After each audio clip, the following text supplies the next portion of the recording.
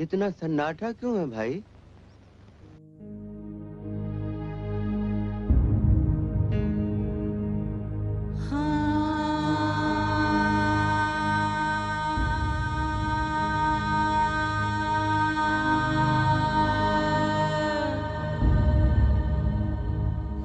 हिंदी फिल्मों के जाने माने अदाकार ए.के. हंगल की जिंदगी की शाम बड़ी ही कठिनाइयों से गुजर रही है।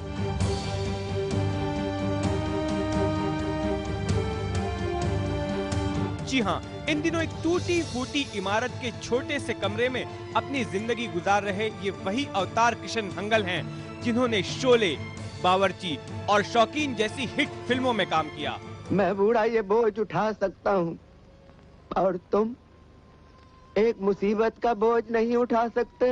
मैं कल सड़कों पर मारा मारा पीऊंगा तो लोग ये नहीं कहेंगे ये रशीद है, लोग कहेंगे ये अनवर का बाप है, अनवर का बाप। भारत सरकार ने फिल्म जगत में इनके योगदान को देखते हुए इन्हें पद्म भूषण से सम्मानित किया, लेकिन खुद हंगल के घर में आज टीवी या रेडियो जैसे मनोरंजन के कोई साधन नहीं है।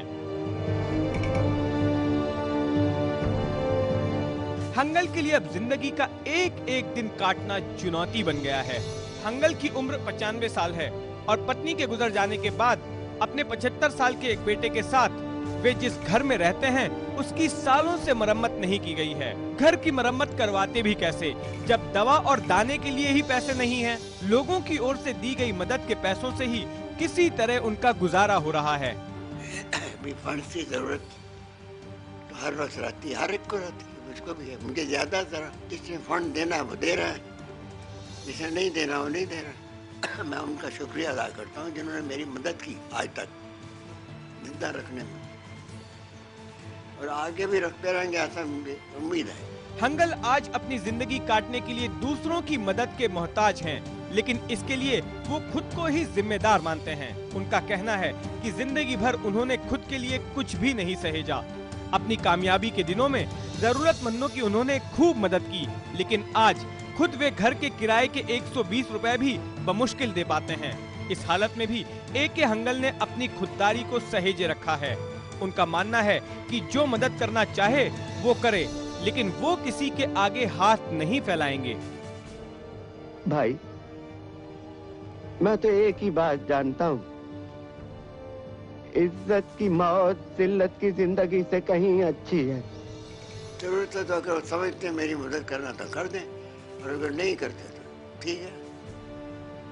ऐसा है, मुझे कुछ ऐसा नहीं कि मैं मुंह खोल के बैठा हूँ और डालो, ऐसा नहीं।